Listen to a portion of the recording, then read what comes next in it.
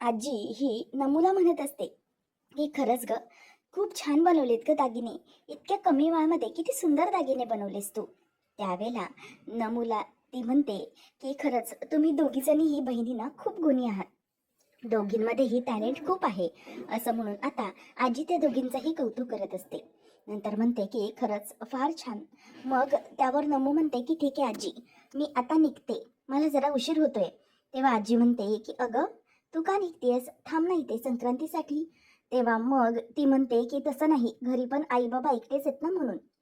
तेव्हा आजी म्हणते की अगं, एकटे असू देत ना, काय झालं, एक काम करूया, आपणही त्यांना इथेच बोलावून घेऊया.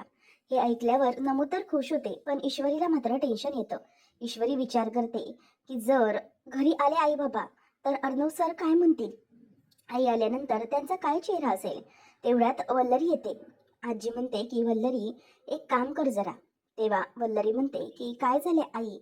तेव्हा मग ती म्हणते की अगं, एक काम कर, ईश्वरीच्या घरी जा आणि तिच्या आईबाबांना संक्रांतीचं रीतसर आमंत्रण दे, त्यांना सणासाठी इथे यायला सांग. तेव्हा वल्लरी म्हणते की मी मी जायचंय. तेव्हा मग ती म्हणते की हो, तुलाच जायचंय, घरातली मोठी आहेस ना, मग तुला जावं लागेल. त्यावेळेला ती म्हणते की तसं नाही आई, पण अचानक असं मला तुम्ही न सांगता म्हणजे.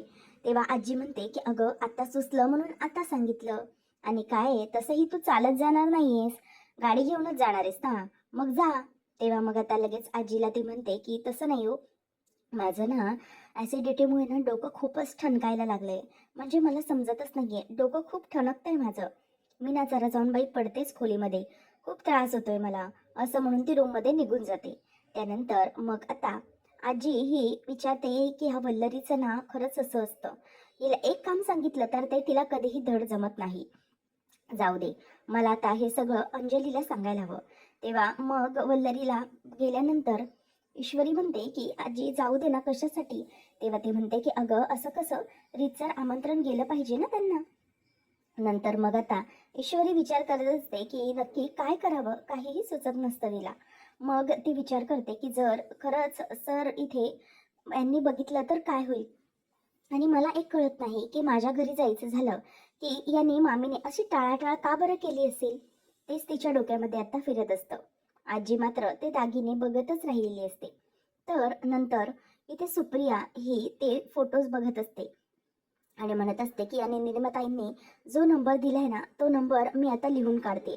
म्हणजे कसं आहे ना, आपल्याला त्या केस संदर्भात खूपच माहिती मिळेल. मग नंतर आता सुप्रिया सांगत असते की मी काय सांगते, आपल्याला हे जे सगळे काही नंबर्स आहेत ना, त्यामधून नक्की काहीतरी माहिती मिळेल. तुम्ही घाबरू नका. आपल्या या सगळ्या गोष्टीमधून त्या अशोक सातभाईंचे जे काही कॉन्टॅक्ट्स होते ना, ते सगळे कॉन्टॅक्ट्स याच्यामध्ये आलेत. त्यामुळे काळजी करण्याचं काहीही कारण नाहीये. त्यावेळेला आता सुप्रियाला समोर बघून त्यांना जरा टेन्शन येत असतं की नक्की काय होणार आहे. तेव्हा सुप्रिया म्हणते की अहो, तुम्ही काळजी करू नका, नक्कीच काहीतरी मार्ग सापडेल. तसंही आपल्याला हे सगळं अर्णवला सिद्ध करायचं ना, मग या नंबर्समधून आपल्याला नक्कीच काहीतरी समजेल. काही झालं तरीही आपण आपल्या इशूचा संसार टिकू द्यायचा आहे. या गोष्टीमुळे मी माझ्या मुलीचा संसार कधीही मोडू देणार नाही, सगळे प्रयत्न करणार आहे, असं सुप्रिया म्हणत असते. तिच्या या बोलल्यामुळे आता वेगळीच उभारी इथे संजयला मिळालेली असते आणि दोघं जणही ठरवतात की काही झालं तरी लवकरात लवकर ते सत्य शोधायचं आणि काय झालं होतं हे सगळ्यांसमोर आणायचं म्हणजे आणायचंच. नंतर आता सगळेजण बसलेले असतात आणि दागिने तयार झालेले असतात. तेव्हा ईश्वरीचे आणि अर्णवचे दागिने समोरच असतात. अंजली त्यांचे फोटोज काढत असते आणि म्हणते की खरंच खूप सुंदर दागिने तयार केलेले आहेत ईश्वरी. तेव्हा मग अंजली म्हणते की मामा, आता ना चिंटूला हे दागिने घालायला सांगायचे. त्यावेळेला अर्णव आलेला असतो. मग अंजली म्हणते की चला चिंटू, आपण एक काम करूया, आपण आता हे बघूया कसं दिसतंय ते. त्यावेळेला आता ईश्वरी म्हणते की हां सर, जरा इथे या. काय ना, हलव्याचे दागिने घालायचे तुम्हाला संध्याकाळी, परंतु ना हे दागिने आता तुम्ही ट्राय करून बघा, म्हणजे तुमच्यावर कसे दिसतील ना ते बघता येईल. त्यावेळेला मग लगेचच ईश्वरी म्हणत असते की हो, अगदी बरोबर, सर बघतील आता. त्यावर अंजली म्हणते की हो, बघ ना बघ. त्यावर तो म्हणतो की नाही, मी अजिबातच हे दागिने घालणार नाहीये. तेव्हा लगेचच वल्लरी खुश होते. पण मग अंजली म्हणते की असं काय करतोस रे, अरे ईश्वरीने इतके मनापासून बनवलेत दागिने, त्यावर अंजलीला बघत ईश्वरी म्हणते की ताई, तुम्हाला माहिती आहे का, अर्णव सर ना असंच करणार होते, मला माहीत होतं. म्हणजे जेव्हा मी दागिन्यांचे माप घेत होते ना, तेव्हाच मला समजून आलं होतं की हे काही दागिने घालणार नाहीत. मी ताई तुम्हाला सांगितलंच होतं की अर्णव सर काही हे दागिने घालणार नाहीत. आपल्या दोघींमध्ये तसं काही चॅलेंजेस लागलं होतं. मग ईश्वरी म्हणते की राहू दे सर, मला माहीत होतं तुम्ही माझे काही दागिने घालणार नाही. फार फार तर काय होईल, मी हे जे सगळं काही केले त्याची मेहनत वाया जाईल, हो ना? मग जाऊ दे, ठीक आहे, काही हरकत नाही. पण हे जे सगळं काही मी केलंय ना, त्याची मेहनत मी काही वाया जाऊ देणार नाही. जाऊ दे, ठीक आहे, तुम्ही नका घालू. तसंही तुम्हाला तशी हौसच नाहीये. असंही तुम्ही कोणते सण साजरे करता, त्यामुळे जाऊ दे, काहीच हरकत नाही. नंतर वल्लरी बघते आणि म्हणते की अर्णव बाळा, असं कसं चालेल रे? संक्रांत आहे आणि पहिली आहे, त्यामुळे तुला हे दागिने ना घालावेच लागतील. नंतर तो तयारच होत नसतो. ईश्वरी म्हणते की जाऊ दे, नाही घालणार दागिने तर राहू दे. त्यावर अंजली म्हणते की नाही चिंटू, अजिबात असं चालणार नाही हा, तुला हे दागिने घालावे लागतील म्हणजे लागतील, किती काही झालं तरीही. ईश्वरी म्हणते की ताई, राहू दे ना, उगीचच कशाला त्यांना फोर्स करायचा. आपल्याला माहितीये ना अर्णव सर कसे आहेत ते, अजिबात दागिने वगैरे घालणार नाहीत ते. आणि तसंही मला ह्यांचा स्वभाव माहीतच होता, हे काही दागिने घालणार नाहीत, म्हणून मला काही इतकं मनावर लागणार नाहीये. जाऊ दे. अंजली म्हणते की चिंटू, असं काय करतोयस रे? ईश्वरी म्हणत होती की दागिने तुम्ही घालणार म्हणजे तू घालणार नाही. मी म्हणत होती की तो नक्की ताईचं ऐकणार. त्यामुळे प्लीज तू एक काम कर ना, तू माझं ऐक ना, म्हणजे तू ते दागिने घाल ना, मग मला ईश्वरीला हरवता येईल. त्यावर पुन्हा एकदा दोघींचे भांडण लागते. अर्णव सर दागिने घालणार नाही. अंजली म्हणते अर्णव दागिने घालणार, तो त्याच्या ताईचं ऐकणार. ऐकणार ना चिंटू? पुन्हा त्याच्यावरून दोघांचे वाद सुरू होतात. ईश्वरी म्हणते की दागिने घालणार नाहीत सर. अंजली म्हणते की चिंटू दागिने घालणार. दोघांचेही वाद पेटलेले असतात. त्याच वेळेला आता इथे ईश्वरी म्हणत असते की सर दागिने घालणार नाही म्हणजे नाही, लिहून घ्या तुम्ही माझ्याकडून. त्यावेळेला आता वल्लरी म्हणत असते की अरे काय चाललंय काय, दोघींची कसली भांडणं चालू आहेत? नंतर मामा ओरडतो आणि म्हणतो की अगं दोघी जणी शांत व्हा. अगं किती ओरडताय तुम्ही दोघं, अर्णव काय करणार आहे ते त्याला आता ठरवू दे. त्यावर अर्णव म्हणतो की एक मिनिट दोघी जणी, प्लीज स्टॉप करा हे सगळं, आणि ताई इकडे आणते दागिने मी घालतो. असं म्हटल्यावर आता ईश्वरीला लगेच अंजली म्हणते की बघितलं, माझ्या भावाने माझं ऐकलं की नाही, असं म्हणून ती तिला आता चिडवत असते. परंतु खरं तर दोघींचीच ही युती असते. दोघींनी मुद्दामच हे सगळं नाटक केलेलं असतं. आता अंजलीकडे ईश्वरी पाहते आणि तिच्याकडे बघून अलगट डोळा मारते आणि ते हलव्याच्या दागिन्यांचं ताट घेऊन म्हणते की अर्णव सर, मी स्वतःच्या हाताने बनवले तसं तुम्हाला स्वतःच्या हाताने हे दागिने घालते. तेव्हा मग वल्लरी म्हणते की आत्ता येणार मज्जा. तेव्हा सगळेजण तिच्याकडे बघतात. मग मामा म्हणतो की अगं वल्लरी, दागिने तर अर्णव घालणार आहे, मग तुला कसली मज्जा? त्यावर वल्लरी म्हणते की अहो तसं नाही, यांची पहिली संक्रांत आहे ना, म्हणून मी म्हणाले की आत्ता मजा येणार आहे. पहिल्या संक्रांतीला अर्णव कसा दिसतो या दागिन्यांमध्ये हे बघण्याची मजा येणार, असं म्हणते मी. त्यावर मग आता लगेचच ईश्वरीला बघत ती म्हणते की हो हो, घाल घाल ग तू दागिने. तिला खूपच उत्सुकता लागलेली असते. आता अर्णवला ईश्वरी म्हणते की सर, सुरुवातीला आपण हा हार घालूया तुम्हाला. म्हणूनच आता ईश्वरी अर्णवच्या गळ्यामध्ये हार घालण्यासाठी जाते. त्याच्या मागे जाऊन ती अर्णवला हळूच आवाजात म्हणते की अर्णव सर, तुम्हाला आठवतंय जेव्हा तुम्हाला मला दसऱ्याच्या वेळेला सजवायचं होतं नवरात्रीत, तेव्हा तुम्ही काय केलं होतं? तुम्ही स्वतःच्या हाताने मला सगळे दागिने घातले होते ना, तसंच आता मीही करते. सगळ्या म्हणजे सगळे दागिने स्वतःच्या हाताने मी तुम्हाला घालते. असं ऐकल्यानंतर आता इथे अर्णव मात्र गप्प असतो. ईश्वरी म्हणते की अर्णव सर, हे दागिने मी तुम्हाला स्वतःच्या हाताने आता घालणार आहे. तेव्हा मग जसं जसं अर्णव ईश्वरीला दागिने घालत होता ते सगळं आता त्याला आठवत असतं. आणि ईश्वरी ही काहीही संधी सोडत नसते अर्णवच्या मनामध्ये जागा निर्माण करण्यासाठी. ते त्याला म्हणत असते की तुम्ही काळजी करू नका, आता हे दागिने मी स्वतःहून तुमच्या गळ्यामध्ये घालत आहे. असं म्हणून आता ती सगळे दागिने आता त्याला घालत असते. त्यानंतर मग आता अर्णवच्या गळ्यातला हार घालून झाल्यानंतर ती त्याला हात पुढे करा असं सांगते आणि हात पुढे केल्यानंतर त्याच्या हातामध्ये ती ब्रेसलेट घालते.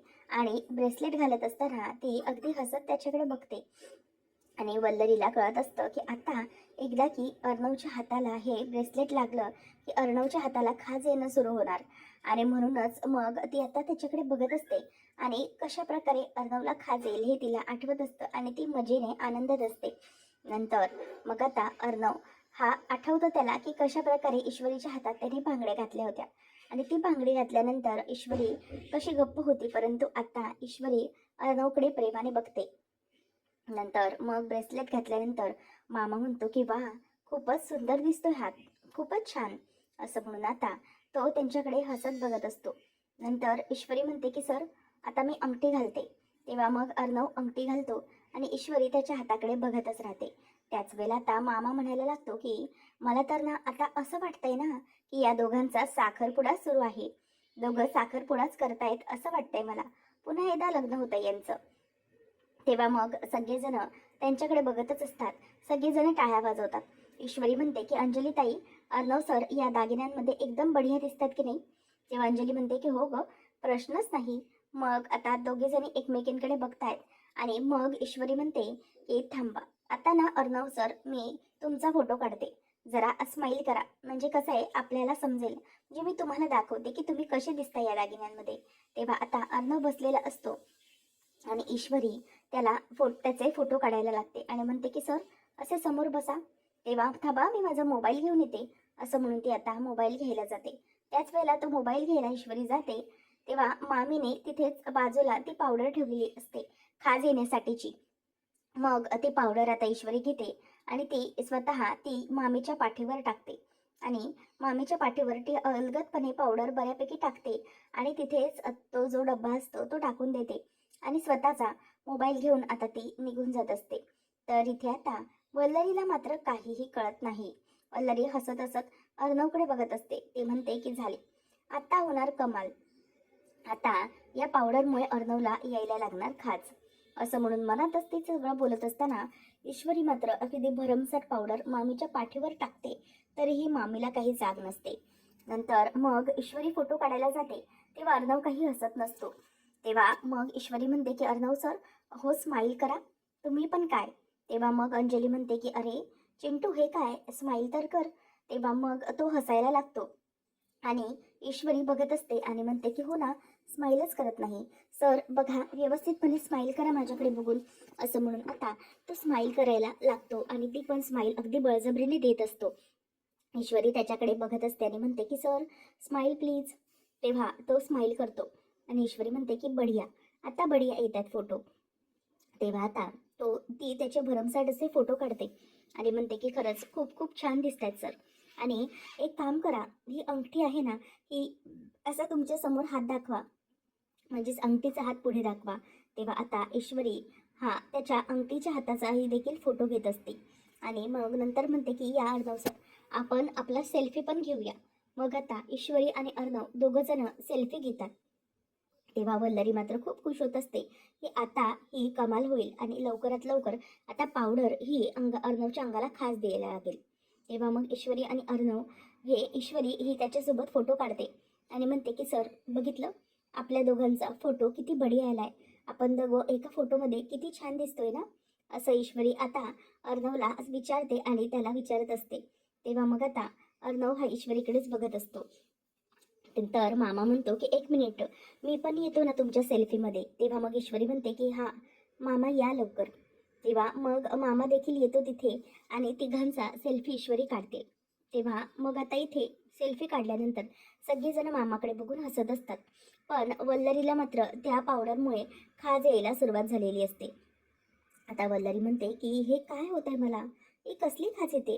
म्हणूनच ती आता पाठीला खाजवायला लागते आणि एकदा की ती खाजवायला सुरुवात करते, तिच्या पाठीची खाज आता तशीच वाढत जाते आणि जोर जोरात ती खाजवायला लागते. आणि ती खाजवत असताना मामा इथे म्हणत असतो की अगं वल्लरी, काय झाले तुला. ती म्हणते की मला खरंच कळत नाहीये की मला काय होतंय.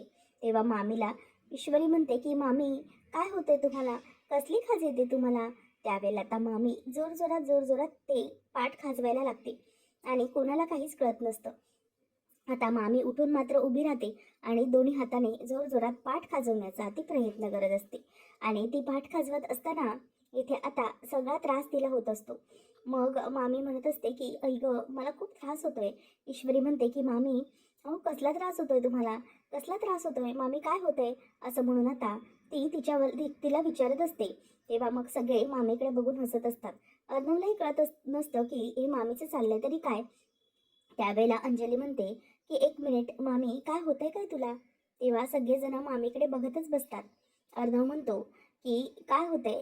एक मिनिट." तेव्हा तिचा डिस्को डान्सच चालू असतो. मामा म्हणतो की "अगं वल्लरी, मला कळत नाहीये हे काय करते तू? अगं तुला जर डिस्को डान्सच करायचा असेल तर तू आपल्या खोलीत जाऊन कर ना. तेव्हा मग आम्हाला त्रास होतोय." तेव्हा वल्लरी म्हणते की "अहो खाज मला येते आणि त्रास कसला तुम्हाला होतोय?" तर मामा म्हणतो की "अगं तुला अशा या अवस्थेत बघून आम्हाला त्रास होतोय, आमच्या डोळ्यांना काय ना आणि आमच्या तोंडाला देखील, कारण आम्हाला हे हसू आता आवरेनासं झालंय." तेव्हा मामा म्हणतो की "जा जा, खोलीत जा, काय होतंय ते बघ." त्यावेळेला आता ती जोरजोरात खाजवते आणि म्हणते की "तुम्हाला ना मी नंतर बघून घेते." आणि मामी ही रूममध्ये पळूनच जाते. आता तिचा हा अवतार पाहून सगळ्यांना खूप खूप हसू येत असतं. वल्लरीला मात्र खूप राग आलेला असतो. वल्लरी स्वतःकडेच बघत म्हणते की "हे सगळं मला खरंच खूप रागदायक आहे. अरे हे सगळं का केलं मी? म्हणजे ईश्वरी, हे सगळं तू मुद्दाम केलंस मला माहितीये. आणि वल्लरी, तुला लाज वाटायला हवी. ती मुलगी नाकाखालून तुला तुझाच देणारा त्रास येऊन गेली आणि तुझाच डाव तुझ्यावरती पलटवून गेली. मग या ईश्वरीने हे सगळं मुद्दाम केलं होतं. मला त्रास देण्यासाठी तिने ही मुद्दाम खेळी खेळली होती." असं आता मामी ही बोलत असते आणि म्हणते की "काही झालं तरी ना ईश्वरीला मी सोडणार नाही. तिने हे सगळं मुद्दाम केलं मला माहितीये." तेवढ्यातच दरवाजा वाजतो. वल्लरी येऊन दरवाजा उघडते. ईश्वरी समोर उभी असते आणि ती म्हणते की "काय काम आहे?" ईश्वरी म्हणते की "मामी, तुम्हाला त्रास झाला असेल ना, म्हणून तुमच्यासाठी हा गरमागरम चहा घेऊन आलीये मी." तेव्हा मग तिच्यासमोर ती चहा धरत असते. तेवढ्यातच वल्लरी नाकाने बाजूला निघून जाते. तेव्हा मग आता चहा काही घेत नाही. ईश्वरी ही म्हणते की "काय झालं मामी? हे सगळं असं का केलं तुम्ही?" तेव्हा मग ती म्हणते की "काय?" मग त्यावर ईश्वरी म्हणते की "तुम्हाला चांगलंच माहितीये की तुम्ही काय बोलण्याचा प्रयत्न करते ते. आणि तुम्हाला हे सगळं करताना काहीच कसं वाटलं नाही हो? जरा तरी काहीतरी वाटायला हवं होतं ना. हा चहा घ्या."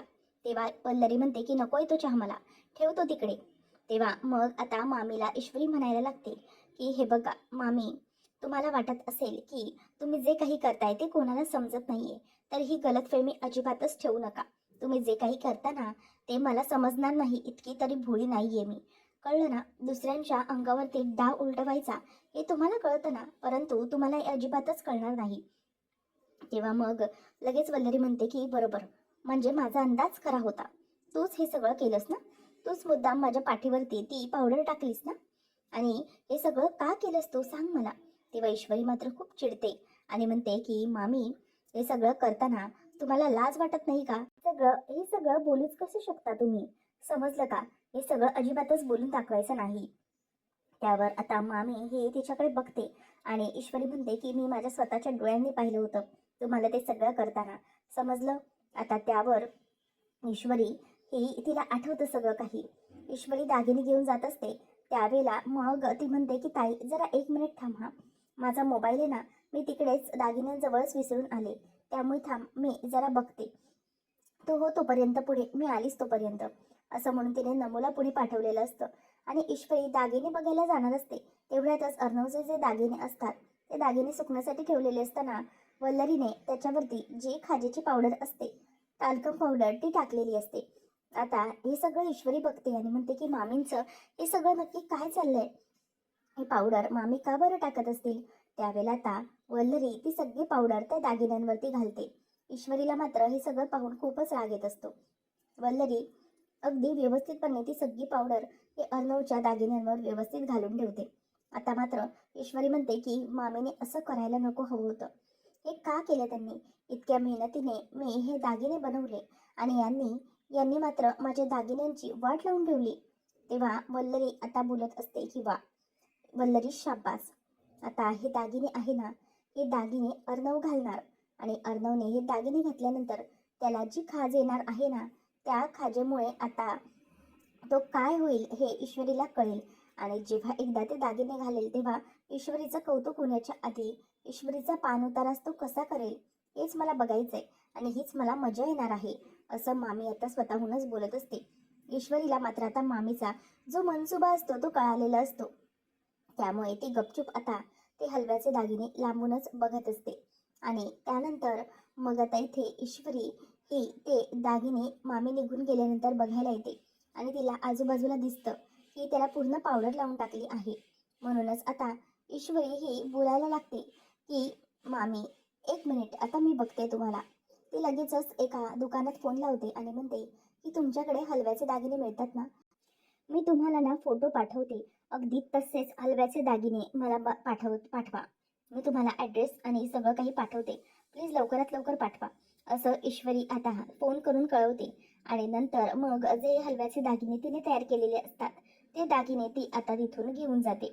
त्यानंतर मग आता सगळं काही फ्लॅशबॅक ईश्वरीला आठवतो आणि ती रागानेच मामीकडे बघत असते. तुम्हाला हा व्हिडिओ आवडला असेल तर लाईक करा, शेअर करा आणि चॅनलला सबस्क्राईब करा. बेल नोटिफिकेशन ऑलवर सेट करा जेणेकरून सगळ्या नव्या व्हिडिओंच्या अपडेट्स तुम्हाला मिळतील. तुमच्या प्रतिक्रिया आणि कमेंट्स नक्की कळवा.